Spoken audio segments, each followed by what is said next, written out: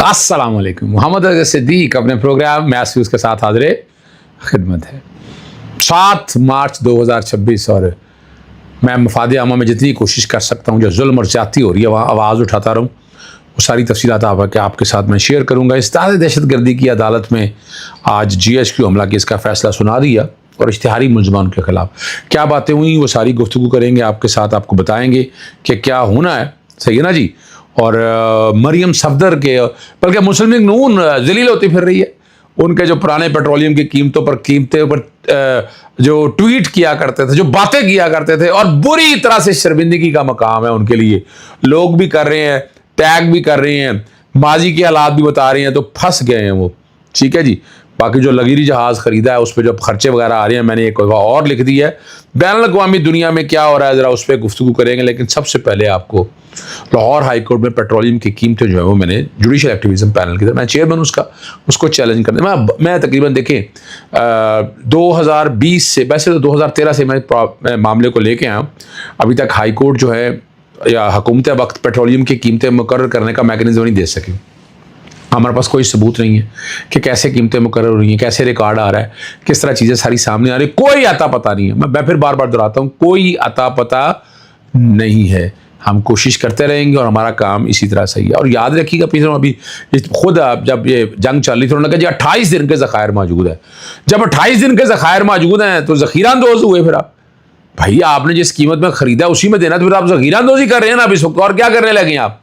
और कानूनी तौर पर जो है 15 दिन के ज़खायर ये रखना है। और इस बात को मैं बार बार उठाता रहता हूँ, मैं कोर्टों के अंदर भी लेकर आया हूँ और मेरी कोशिश यही है। और ये इमरान खान साहब के दौर में हुआ, क्रेडिट ये जाता है। यहाँ मैंने वफाकी हुकूमत ओगरा को बताया ये इस्तेहसाल हो रहा है, ठीक है ना जी, रमज़ान के महीनों में किया है। 15 दिन के स्टॉक को आज़ादाना ऑडिट क्राइम किया जाए, फार्मूले की जाँच की जाए, किस तरह से ये प्रोडक्ट सारी आ रही हैं, और इजाफे का जो नोटिफिकेशन है ना उसको कलअदम करार दे या उसको अभी फ़िलहाल सस्पेंड कर दे। यानी ये वाली बात भी मैंने अदालत के सामने रखी है। दूसरा जो मामला इसी के साथ जुड़ा हुआ है, लोगों ने सवाल उठाया है कि भाई आप ये जो कर रही हैं, जो आपने 11 अरब का जहाज़ ले लिया, आवाम को फ़ायदा दी इस बात का।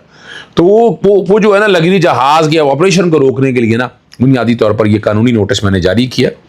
और गल्फ स्ट्रीम 500 जो है ना मुबीना बकवाद जो हम कह रहे हैं, अलज कर रहे हैं, बाबा डाटा नहीं है, मांग रहे हैं उनसे कि ये क़ायदे ज़ाबित की खिलाफ वर्जी का खरीदा हो गया। ओपन बिडिंग के बगैर जहाज़ प्रोक्योरमेंट रूल्स की जो है ना वो खिलाफ वर्जी है। गैर मुल्की पायलट जो हैं उनकी माहाना तनख्वाह 38,000 और 32,000 डॉलर होने की तफसीलात सामने आ चुकी हैं, वो आ चुकी है, प्रोग्राम चल चुके हैं इस हवाले से। और पंजाब के ख़जाने पर 45 से 50 करोड़ रुपया जो है सालाना ये इजाफा पड़ेगा। और ये मामला नैब को भिजवाने और फॉरेंसिक ऑडिट करने का भी तकाजा है। तमाम रिकॉर्ड जो है पाकिस्तान रेवेन्यू यानी पब्लिक प्रोक्योरमेंट रेगुलेटरी अथॉरिटी की वेबसाइट के ऊपर डाला जाए और लगी जगह इस्तेमाल करने और ऑपरेशन से भी रोका जाए। जहाज़ का ऑपरेशन ना रोका गया तो आला अदालतों से हमरा भी नुकसान हो रहा है ना आपका। एक आपने जहाज़ खरीद लिया है। फिर एक बहुत यहाँ मामला है जो लाहौर हाई कोर्ट के अंदर सरकारी निसाबों में अस्पतालों में बदनिज़ामी और दबायात की कमी के खिलाफ है और नाकस खरीदारी और इंतजामी मसाइल अरूज पर हैं। अरबों रुपए के IT मनसूबों के बावजूद मरीज़ तवील कतारों में इंतज़ार करते हैं। PIC के अंदर दिल के मरीज़ों का ओपन हार्ट सर्जरी के लिए 1 साल का वक्त दिया जा रहा है। कई अस्पतालों में जान बचवाने वाली अद्वियात दस्तियाब नहीं है। इको एंजियोग्राफी और CT एंजियो के लिए तवील तारीखें दी जाती हैं। तदरीसी अस्पतालों की 90% LCD स्क्रीनें 1 साल में ख़राब हो चुकी हैं। महंगे प्रिंटर और 35,000 रुपये के टोनर कार्टेज ने मामूलात ज़िंदगी जो है ना मुतासर कर दी हैं। और ये अवाम का बुनियादी हक है, सेहत जो है अवाम का बुनियादी हक है। एक और अहम मामला जिस पर बात करनी है वो पतंगबाजी का पाबंदी थी, और लेकिन उसके बावजूद क्या जो कुछ हुआ वो सारा जुडिशल एक्टिविज्म पैनल से सारी दरखास्तें दायर की हैं। सिलसिला भी जारी है। शारियों की ज़िंदगी दाव पर हैं। और बसंत के दौरान केमिकल डोर और पतंगों जब्ती के मुतालिक रिपोर्ट, ये कितने जब्त हुई हैं, कितनी पतंगें थी, वो जब जब्त हुई हैं कहाँ है? मेरे इतलाक़ के मुताबिक तो सारी बिक चुकी हैं।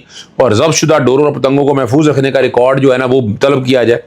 FIR में गिरफ्तारियाँ कितनी हुई, कितनी कुछ सजाएँ हुई हैं, ज़रा ये भी लाया जाए। और इसके खिलाफ क्या क्या हुक्म दिया। और अगली जो बड़ा अहम मामला है वो वैसे तो उसकी समाअत जो है 12 मार्च को होनी है। या इमारतों में लगने वाली आग से जिम्मेदारियों के तयन के लिए दरख्वास्त की समाअत जस्टिस चीफ साहब करेंगी आप।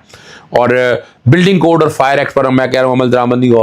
इमारतों में आग लगने के वाक़यात हो रहे हैं, एमरजेंसी हेलीकॉप्टर सर्विस ना शुरू की जा सके और उनके हादसा और कई मामला मैं सामने रखता हूँ।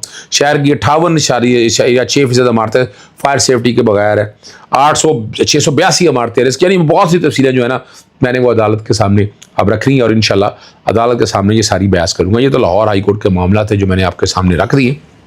रावलपिंडी की इस्तिदार दहशतगर्दी की अदालत ने जो है ना GHQ हमला केस के 47 एब्सकॉन्डर या इश्तिहारी मुलजमान को 10-10 साल कैद सजा और 5-5 लाख रुपए जुर्माने सुना दिए और इनकी जायदाद जब्त करने का भी हुक्म दिया। सजा पाने वालों में उमर यूब, जताज गुल, मुराद सईद, शिबली फराज, हमाद अजहर, कमल शोजब, शेख राशिद शफीक, शबाज गुल, जुल्फी बुखारी और मोहम्मद अहमद चट्ठा समेत दीगर सियासी रहनुमा शामिल है। ये अमजद अली शाह ने केस का फैसला सुनाया और जो प्रोसिक्यूटर जिन्होंने पैरवी की उसके हवाले से बातें की हैं। उन्हें कहा यह गया कि पुरतशद्दुद वाक़यात की मनसूबाबंदी और साजिश में मुलव्वस पाया गया। GIT ने रिपोर्ट में उन्हें पुरतशद्दुद एहतजाज की तैयारी और मनसूबाबंदी का जिम्मेदार करार दिया और फैसले में कहा गया ये मुलजमान GHQ हमला gate, GHQ gate, Hamza camp, army museum और 6th रोड मेट्रो स्टेशन पर हमले में मुलव्वस थे और जलाओ गिराओ तोड़ फोड़, ठीक है ना जी। इमरान खान साहब, शाह महमूद कुरैशी और दीगर 118 मुलजमान पर दिसंबर 2024 में फर्द जुर्म आयद की थी। 18 मुलजमान मुसलसल अदालत से गैर हाजिर रहे जबकि 29 मुलजमान जो हैं मुकदमा दर्ज होने वक्त कभी अदालत में पेश नहीं हुई।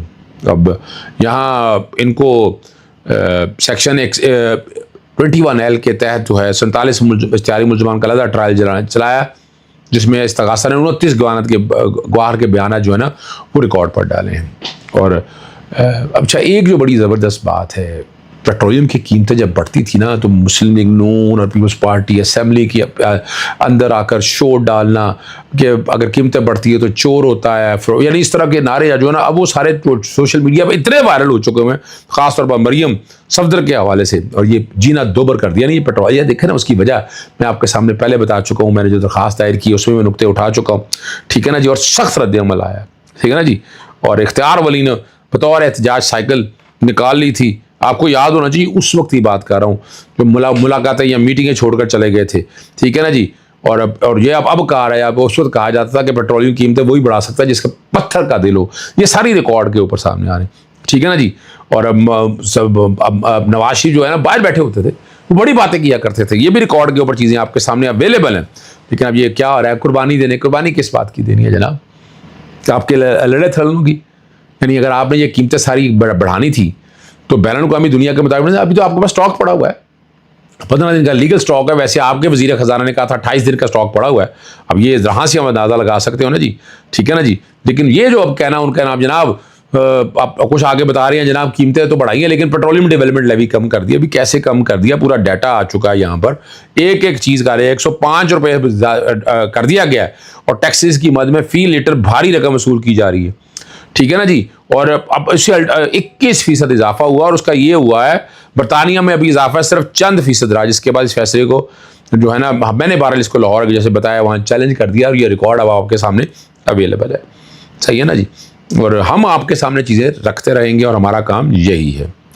ट्रम्प इंतजामिया ने एक दफ़ा फिर कांग्रेस को नज़रअंदाज करते हुए इसराइल को $151 मिलियन के बम फरोख्त करने की मंजूरी दे दी है और मिकी महमूद खारजा अनोखी मंतखब पेश की है कि हंगामी सूरत हाल के बायस जो है ना उन्होंने ये कदम उठाया है। और असर कंपनियों ने जदीद हथियारों की पैदावार 4 गुना बढ़ाने पर इतफाक किया है। अमरीकी सदर डोनाल्ड ट्रंप ने बयान में कहा कि अमरीकी दिफाई कंपनियों ने जदीद हथियारों की तैयारी बढ़ाने का फैसला किया है। इसराइली फौज का कहना है कि उसके 80 से ज़्यादा लड़ाका हथियारों ने रात भर ईरान में मुख्तलिफ हमले किए और 230 खतरनाक बम गिराए हैं। अब यहाँ सऊदी अरब के जो अब वज़ीर दिफा खालिद बिन सलमान, उनसे फील्ड मार्शल सैयद आसिम मुनीर साहब की मुलाकात हुई और पैगाम जारी करते हुए कहा कि ईरान पर जोर दिया कि वो अक्लमंदी से काम ले और किसी गलत फहमी से गुरेज करे। अब ये दरख्वास्त उस वक्त सामने आई है ईरान ने जंग के आगाज़ के बाद से सऊदी अरब को बार बार मिसाइल और ड्रोन हमलों का निशाना बनाया। ईरानी सदर जो है ना मसूद ने ऐलान किया था कि ईरान अब पड़ोसी ममालिक को निशाना नहीं बनाएगा जब तक वहाँ से ईरान पर कोई हमला नहीं हुआ। अच्छा, ये बात अब पहले ये हो रहा था कि मुसलमान ममालिक पर हमला किया जा रहा है, लेकिन वो बात एक बार सामने आ चुकी है, वो ये है कि वहाँ से एयर बेस इस्तेमाल हुई है और उन्होंने निशाना सिर्फ उन्हीं लोगों को पजाया है कि जहाँ से ईरान पर हमला करने वाले लोग हैं, सही ना जी।